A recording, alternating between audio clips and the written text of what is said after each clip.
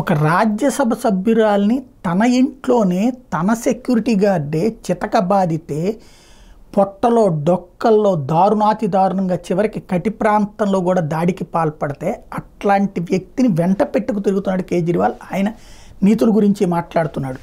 Liquor కుంభకోణంలో డైరెక్ట్గా దొరికిన తర్వాత దాన్ని కవర్ చేసుకోవడానికి ఫోన్లే మార్చేసినటువంటి వ్యక్తి నీతి గురించి మాట్లాడుతున్నటువంటి పరిస్థితి.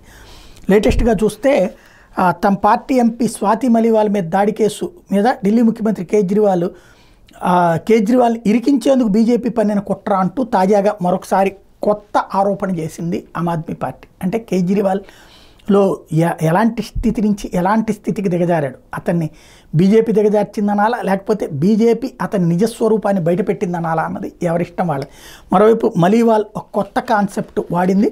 స్వాతి మలివాల్ మీద దాడి నేపథ్యంలో తాజాగా ఆన్లైన్లో వీడియో చక్కర్లు కొడుతుంది. అది ఢిల్లీ సీఎం అరవింద్ కేజ్రీవాల్ ఇంట్లోని దాని జాతీయ మీడియా కథనాలు పేర్కొన్నాయి. ఇందులో మలివాల్ భద్రతా సిబ్బందితో వాదిస్తున్నట్టు కనిపిస్తోంది. దీని మీద తాజాగా ఎక్స్ వేదికగా స్పందించారు. ప్రతిసారిలాగే ఈసారి కూడా ఈ రాజకీయ హిట్మ్యాన్ తనను తాను రక్షించుకోవడానికి ప్రయత్నాలు ప్రారంభించారు. అసలు విషయం లేకుండా పోస్టు వీడియోలను ప్రచారం చేయడం ద్వారా ఈ నేరం నుంచి తనను తాను రక్షించుకోవచ్చని భావిస్తున్నారంటూ స్వాతి చెప్పుకొచ్చింది. అయితే ఇక్కడ హిట్మ్యాన్ అని ఆమె ఎవరిని ప్రస్తావించిందో తెలియాల్సి ఉంది.